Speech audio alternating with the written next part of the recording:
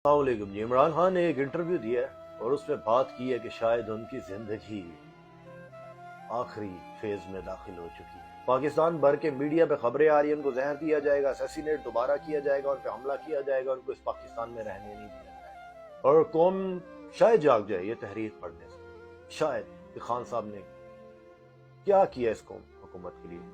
असलम खान साहब का कॉलम है, जरा पढ़ता हूँ कुछ बातें, सुनिएगा। सबसे पहली बात, जनरल फैज हमीद और जनरल बाजवा आपके साथ नहीं थे, एक पेज पर नहीं थे, ये सहाफी सवाल कर रहे हैं। जनरल फैज हमीद ने भी आपके 600 रुपए मालियत के सादा से ट्राउजर और पाँव में सस्ती सी चप्पल देखते हुए जनरल बाजवा साहब के कान में तंजिया सरगोशी की कि ये शख्स पाकिस्तान का वजीर आजम बनेगा। मेरी बात पे खान साहब हंस पड़े और कहने लगे, बिल्कुल आपकी बात दुरुस्त है। एक बार फैज हमीद और जनरल बाजवा बनी गाला मुझसे मिलने आए, मैंने सस्ती सी ट्राउजर शर्ट और पाँव में हवाई चप्पल पहनी हुई थी।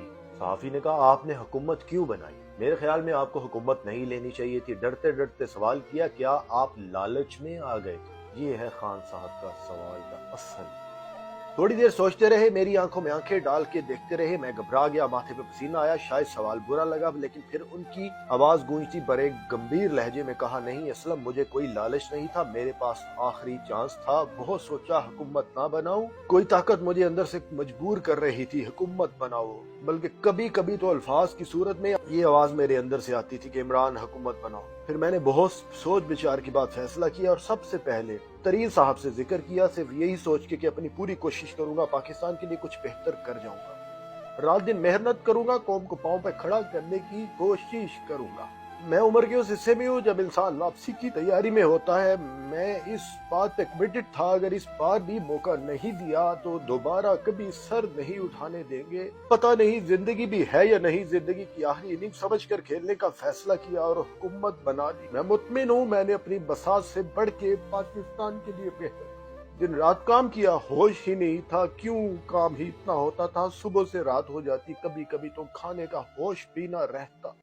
जी बढ़ते हैं आगे। खान साहब, कभी आपको इन लोगों से डर नहीं लगा? मुस्कुराते हुए कहने लगे, अरे नहीं, बस रब ताला की जात से डरता हूँ। पाकिस्तान की हिस्ट्री में पहली बार इन्हें कोई वजीर आजम मिला था जो इनकी ओपिनियन को रद्द कर देता था। बस ये बात उनको पसंद ना थी, क्योंकि ये यस सर सुनने के आदी हैं और मैंने हमेशा खुद को चीफ एग्जीक्यूटिव समझा और साबित भी किया। अब तुम ही बताओ, उस्मान बुज़दार में क्या कमी थी? अगर मैं अलीम खान का वजीर आला बना देता तो वो पंजाब का क्या हशर करता? मैं क्या क्या संभालता? इनकी रिश्तेदारियां हैं, इनके मुश्तरका बिजनेस है और मुश्तरका मुफादात है। ये बस हमें एक दूसरे के दुश्मन नजर आते हैं। आप नवाज शरीफ जरदारी की मिसाल ले लीजिए, कोई सोच सकता था ये कभी इकट्ठे हो सकेंगे? आप जनरल बाजवा और नवाज शरीफ की मिसाल ले लीजिए, अप्रैल से पहले कोई सोच सकता था बाजवा और नवाज शरीफ इकट्ठे हो जाएंगे? लेकिन देखो, सब इकट्ठे हुए क्योंकि मुफादात मुश्तरका है, बिजनेस मुश्तरका है। कहने लगे, असलम खान, पाकिस्तान जमीन दुनिया में रब जुल जलाल ने कोई स्पेशल टुकड़ा बनाया है। इतनी मादनियात है, कोई अंदाजा नहीं कर सकता। अगर पाकिस्तान में सिर्फ 15 साल के लिए कोई ईमानदार हुकूमत स्टेबल रहे तो हम इस पोजीशन में आ जाएंगे, दुनिया भर को कर्जा दे सकेंगे। आप कह सकते हैं कि पाकिस्तान मादनियात के हिसाब से दुनिया का अमीर तरीन मुल्क है। ये जन्नत का कोई टुकड़ा है जिसे जमीन पर उतारा गया है। मैं कभी बहुत हैरान होता हूँ, इतना करम हम पे क्यों है?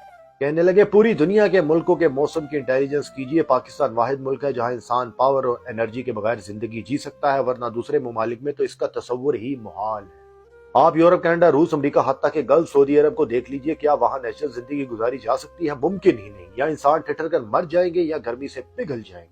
लेकिन पाकिस्तान ऐसा टुकड़ा है जहां इंसान हजारों साल पहले वाली नेचुरल जिंदगी गुजार सकता है। ये कोई स्पेशल सरजमीन है जिसे पाकिस्तान की सूरत में हमें गिफ्ट किया गया है। यकीन कीजिए, उनकी इस बात ने मेरे रोंगटे खड़े कर दिए। मैंने कभी इस एंगल से सोचा ही नहीं था। ये एंकर गया। वाकई पाकिस्तान ऐसा टुकड़ा है जहां इंसान पत्थर के दौर वाली जिंदगी भी आसानी गुजार सकता है। ये कहते हुए वो उदास से दिखने लगे। कहने लगे, मैंने बहुत कोशिश की, दिन रात एक किया, खाने का टिफिन तक घर से लाता था, रात का एक काम करता था। हम पहले साल ही तरक्की की तरफ चल पड़े थे, लेकिन कोरोना ने मुइशत तबाह कर दी। फिर भी हमने दुनिया का बेहतरीन मुल्क साबित हुए।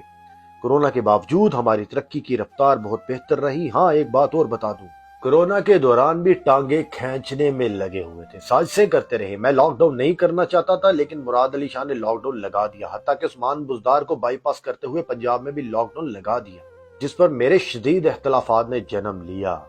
लेकिन लॉकडाउन के बावजूद मैं अपने लोगों को सर्व करने और बचाने में कामयाब रहा। दुनिया ने हमारी तारीफ की, जियो न्यूज के मालिक के ऊपर भी केस बनाया तो मैंने यास्मिन राशिद को कहा कि लगता है इसके ऊपर झूठा केस बनाया है, लिहाजा इसको हर तरह की सहूलत दो, ये बंदा बीमार है। मैंने पूछा खान साहब इतनी मादनियात है तो निकालते क्यों नहीं, या कोई इंटरनेशनल प्रेशर है?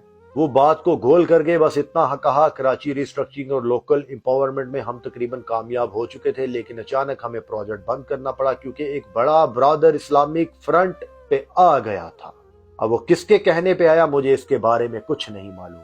ये दुबई, गल्फ, ये जितने जो ग्वादर से डरते हैं, जो अपनी बंदरगाह बंद होने से डरते हैं, जहां पे इनके कारोबार हमारे यहाँ के हुक्मरानों के अरबों अरबों की जायदादें हैं ना, उनका फिर प्रेशर इन पे आ जाता है। खान का कुछ भी नहीं मानता। और दूसरी बात, हमारे मुल्क की अशराफिया को इस मुल्क की तरक्की की जरूरत ही नहीं, क्योंकि वो इतनी दौलत जमा कर चुके हैं, उनकी आने वाली नस्लें भी सदियों तक शाहाना जिंदगी गुजारेंगी। जब इतनी दौलत मौजूद हो, किसी को क्या जरूरत है मेहनत करने की, आलमी ताकतों से पंगा लेकर जान गंवाने की? ये लोग सिर्फ पाकिस्तानियों के लिए हुक्मरानी करते आए हैं, क्योंकि इनका मकसद शहनशाहियत के मजे लूटना है और सिर्फ दौलत इकट्ठी करना है। मजीद घड़ी के सवाल पे उन्होंने कहा, मेरे पास जो कुछ था, मेरी बनी गाला की जमीन, मेरा आसमान पार का घर, मेरे तमाम एसेट्स मैं बनी गाला समेत सब शौकत खानम के नाम कर चुका हूँ। मुझे क्या जरूरत है कि जिंदगी के इस आखिरी लम्हे में आगे मुझ पे बड़े गुनाहों का बोझ है, मैं रो रो के उनकी रब से गुनाहों की माफी मांगता हूँ। तो क्या मैं ये इतनी कोब का बोझ उठा के रब के सामने जा सकता हूँ कि मैंने उनके माल में खयानत की?